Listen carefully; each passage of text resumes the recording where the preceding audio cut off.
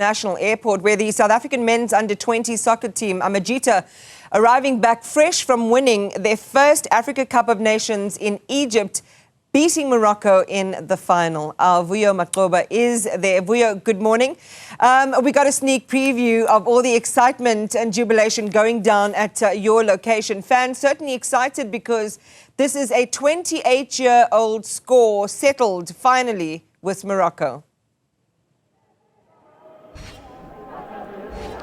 Good morning to you, Iman, and of course to the Newzroom Afrika viewers once again. Still at the OR Tambo International Airport, as you can hear behind me, fans are still singing out loud. I mean, they would have already known that the flight is going to land at 10:15. So at any time, the boys, led by Coach Raymond Taka, are going to walk through those doors. And of course, we're expecting those screams to continue or even be louder, because we've also got some of the students coming from the different schools that have come in to support their players. As you will know, these are just under 20 players. So for many of them, they will be either in matric or even in grade 11. So scholars and their classmates have come out in numbers just to show their appreciation to them or celebrate them for the work that they've just done. As you mentioned in your introduction and even earlier, kings of Africa at the under-20 level now. We started our celebrations back on Sunday when they beat Morocco 1-0. And of course, making sure that that 28-year gap dating back to 1997 with the squad that played the likes of Matthew Booth and the Benny McCarthy's, the Stanton Fredericks, and at the time, David Kandameyers were playing at that time, and of course, led by Coach Shex Mashaba. They, of course, fill up that void, and now we can call the youngsters once again African champions. And of course, they come into this space in the work that has been done in the South African football space. 2023, Banyana Banyana winning. Last year, Bafana Bafana winning bronze. And they come in this time as the under-20 champions. And of course, leading at the back of the under-17s, who of course qualified for their World Cup later on this year as well. Now, teammates, as I mentioned, fans coming out in numbers. I'm going to touch in some of them. And one of them that I've got is Mr. Nkwana. They call him Coach Pellegrini. He's the guy that, of course, mentored the young Lazola Maku. If you know, Lazola is a midfielder for the Amajita side. Especially, I think he was noted much in that game against Zambia that we won 1-0, winning that man of the match performance. His students or his classmates have also come out in numbers, including his coach from back in 2023. Coach Pellegrini, appreciate your time on Newzroom Afrika.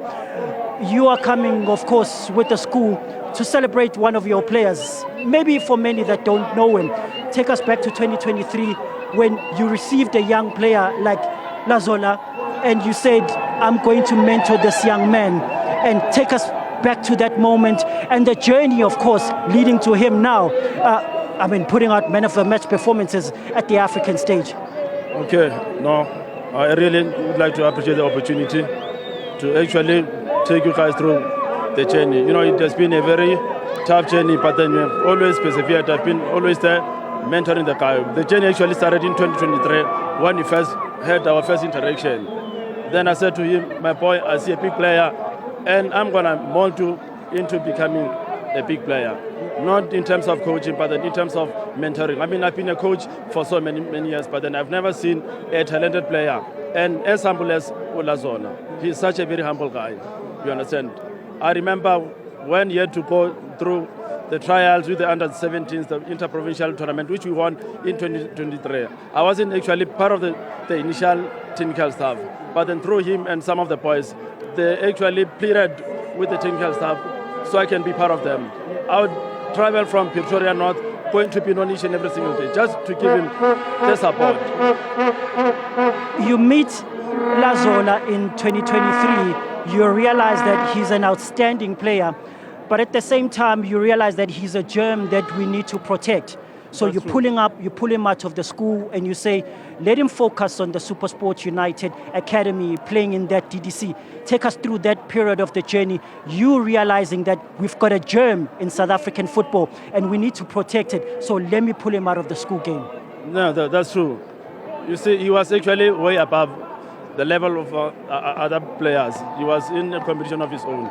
Then I said to him, you know what, rather you focus on developing yourself into becoming a DDC player instead of competing with other school learners. And I can tell you, within a year or so, he was already in the DDC team. Just recently, before Kevin Nunn got Sek got fired. I even had a word with Kevin to say, you know what, I think the boy is now ready to get dropped into the first team. But then for now, let's rather let him focus on his studies. As soon as he's ready, then he can go and play in the first team. Yeah, I'm mentioning this, Iman, because, I mean, Lazola is a grade 12 player who is still in his matric. Of course, he still now comes back, continue with the school, and he needs most of the mentorship from the likes of Coach Nkwana or Coach Pellegrini, as they mention him. I mean, Coach Pellegrini also was a teacher to Ulazola in class, teaching him life orientation, which are, of course, the skills of just how to navigate around as a man, and especially in this world of football. Coach, maybe lastly from your side, the future that you see for this youngster. He's in a Super Sport Academy, the likes of Chandra Campbell, who have gone on to play in clubs like Club Rouge now. I mean, what kind of future do you see for the young man, especially being in this academy that has sort of made sure that it upbrings young talent and it puts them out there on the world stage? You know, I've been talking to a lot of people. I'm not actually his agent, but then a year or so ago, I've been talking to people in the football industry, especially agents, who say, take a look at the boy, take a look at the boy. And none of them was actually taking a look at the boy. Now I'm getting a lot of calls. They're like, wow, is it the very same player you're talking about? I'm like, yes, that's true. And now everybody wants to have Olazola, but then unfortunately the boy belongs to Super Sport United. He's not going anywhere. He's going to stay put in Super Sport United. Thank you so much, Coach. Appreciate your time. Let me just bring in Bayanda. I mean, Bayanda, you played with Lazola at school. Tell me what kind of player he was and how proud of you for this moment. I mean, in any minute now, he's going to be walking out with a gold medal around his neck. I would like to say Lazola was a great player who was disciplined, who can encourage you in the crowd. I like playing with him because he's not scared to give you the ball even though the opponent is behind you. He's a brilliant player, and me playing with him at the same team, it was a blessing for me because I had to see how he plays and analyze him so I can be the better player like him in future. You think in future he deserves it to be in that Bafana squad? Yes, he is. There's no one who can compete with him. There's no one. He's a brilliant player. You can't find it anywhere. Thank you so much, champ. Appreciate your time. You can go back there and just celebrate with your mates. And that's, of course, Bayanda. I mean, he played with Lazola Maku at school, at Norfolk. Just, of course, explaining him and speaking to him, of course, about being an outstanding player who deserves to be in that future Bafana squad. He's a champion himself, and of course, that name Bayanda is synonymous to champions. Let me bring in just, of course, some of the fans that have gathered here. Mr. Chaka is outstanding South African fan. We've seen him over the years. He's seen the development of many players at a South African and, of course, at a team level. Mr. Chaka, appreciate your time. I mean, you guys have come out here in the morning.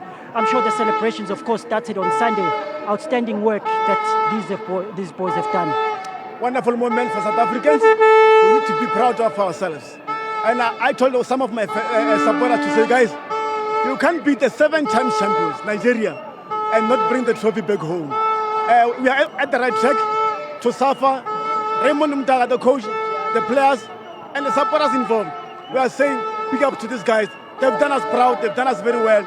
But the question remains, are we going to keep this bunch of winners together and make sure that we know what to promote them to Bafana in the coming 5 to 10 years? That's the question, the question that should be answered by SAFA as well.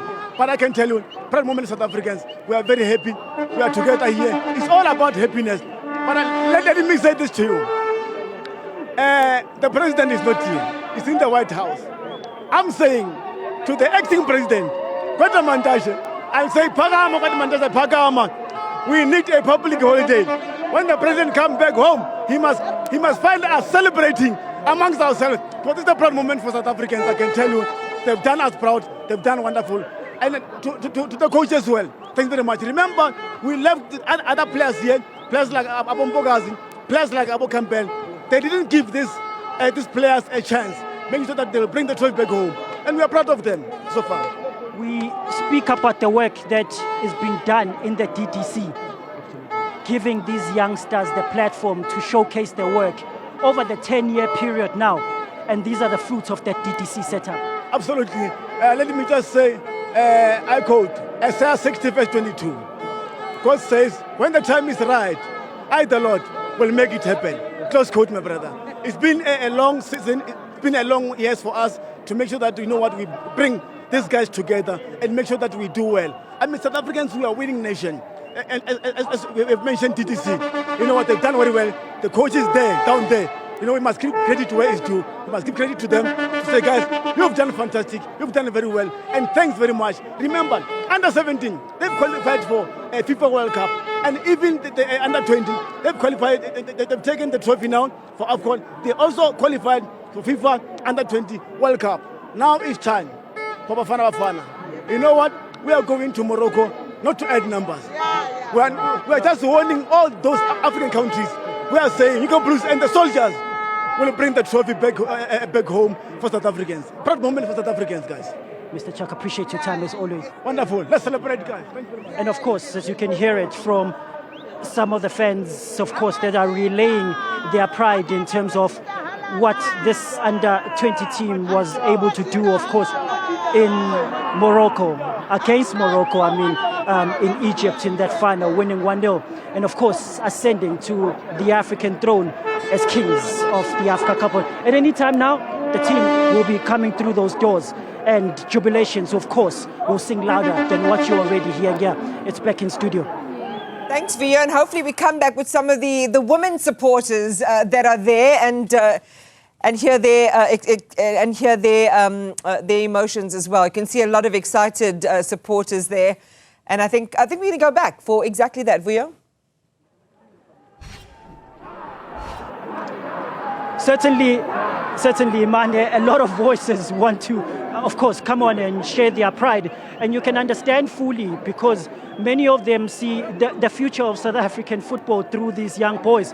And as I mentioned earlier, it's not just the under-20s, it's also the under-17s that have also qualified for the World Cup that's going to play in Qatar in November, adding to the under-20s that are going to Chile in September.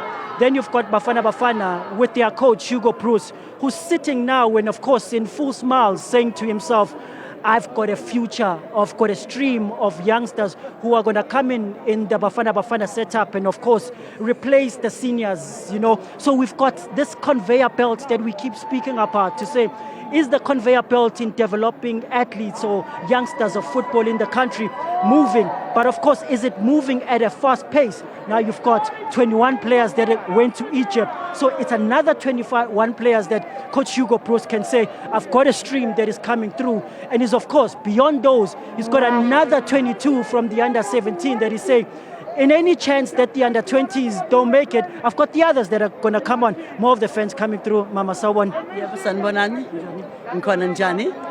Share with us your pride. I mean, the youngsters have also come here to celebrate, from Nordfreck School that are sort of coming to celebrate the youngsters and, of course, their classmates. Speak so to us just about the pride as you guys were preparing to come this morning. As a sponsorship agent for CAF and COSAFA, and as someone who wrote a paper, an MBA paper for FIFA, for football development in Africa, today, when I see this, I'm so emotional. I'm coming from a FIFA Congress as we speak. I just landed from Paraguay. We're coming from a FIFA Congress. These are the things that we are discussing about Africa. When I saw this on news yesterday when I was in Brazil, I couldn't help myself. I was watching a game of Corinthians and Santos, but I was in the stadium. I was busy checking the results. And when I saw that the under-20 are champions of AFCON, that's the future of football. That's what I wrote about. That's the football development. We are on a right track now. The future of South African football is bright. Now we are on a right track. This cannot be a coincidence. These are the results. It shows what's happening in the development of football. And by the way, South Africa is the biggest arc of Africa. Now is the time. It is our time, South Africa. The development, if you can, I call upon all sponsors.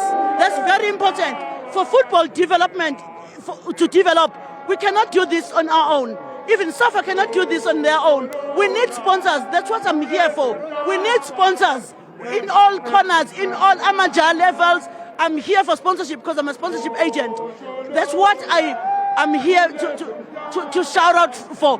Please, all conglomerate companies, big companies, any companies in South Africa, I appeal to you to come on board and sponsor football development in South Africa, whether it's women's football, whether it's men's football, because without finances, my hands are tied. I've been looking for sponsorship for so many developments. Right now, we've got an FA Cup tournament that is sitting at SAFA. It cannot go because I've been struggling to get sponsors. I've looked at all corners, but no one is here to sponsor our FA Cup, which is the development. If we can have FA Cup in South Africa, this is the development. We need sponsors to come. For me, I'm here to say, well done, under 20, but we need sponsors for football in South Africa. For these boys to grow, to go to the English Premier League, to go to Belgium, for a child sitting in Mpumalanga, for a child sitting in Venda, for a child sitting in Eastern Cape, for a child sitting at Sangonje, at Hammersdale, for that child to grow, they cannot grow without sponsorships. We need so many cups so that they've got competitions and challenges. We are so proud of this moment, but it cannot end here. I'm very excited to see all of this, but it cannot end here. I wrote a paper for FIFA for this football development. Maba, you speak about, of course, coming from the South America. I mean, just in your reaction, having seen that side, we see many of their youngsters and the work that they put in development. So you see a player at 16 years old already playing in Spain at the youngest setup. What do we need to do in terms of our stream in making sure that, one, these players are groomed at very, very early stages so that at 16, 17, they're able to represent a Bafana Bafana at that level? Okay, when you look at a classic case study that I will take for you, a classical case study for you will be Mbappe. Mbappe started football at the age of 7. The parents, I want to call the parents of South African young footballers, aspiring young footballers, to support their kids. Academies in South Africa, we must open a lot of academies in South Africa so that kids have got exposure. And also there must be clubs, amateur clubs. That's where the future of football is. For football development, we need a lot of amateur clubs. And kids, even at school. Our problem, the biggest problem in South Africa, we start late. A child wants to start at 16, 17. That's late for football. For football, that's not a football age. We must start at the FIFA age, I believe it's 8. From that age, Mbappe was already playing in an academy. They had a club. We must have club for youngsters. They must go to and join clubs. The academy and development clubs at a very young age. That's what we need in South Africa. Thank you so much, Maba. Appreciate your time. The name is Nomusa Teran Umsa. Appreciate it, man. Thank you. As you can hear it here, I mean, I can't gasp as I can hear the audio coming in from studio, and of course I can transverse that. It's because there's a lot of noise on my side, so apologies if you've been speaking back to me, but I think that is excitement, of course, that is building up here at the OR Tambo International Airport, at the back of what we keep repeating as a success for the under-20 national team, and not just for the under-20s, and for many that are seeing the future of South African football rising through the under-17s and, of course, under-20s, that will lead up and go into that Bafana Bafana setup. Maybe some of these players are probably even going to be part of that South African stream that is going to be playing in the AFCON later on this year for Coach Hugo Broos. Even if they don't play as part of the team, but be part of the alignment camps, they've proven it. They've proven it that they can do it in the senior space. So jubilations continue here as we, of course, await the youngsters, the young African kings, to walk through the door, of course, wearing those gold medals around their necks and parading them here at the OR Tambo International Airport for everyone to see.